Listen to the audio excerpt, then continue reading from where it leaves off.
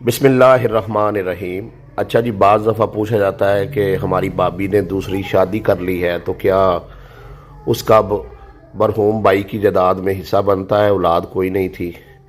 और कभी ख़वातीन पूछती हैं कि हमने शौहर की वफ़ात के बाद दूसरी शादी कर ली, क्या शौहर की जायदाद में हमारा हिस्सा बनता है? जी बिल्कुल बनता है।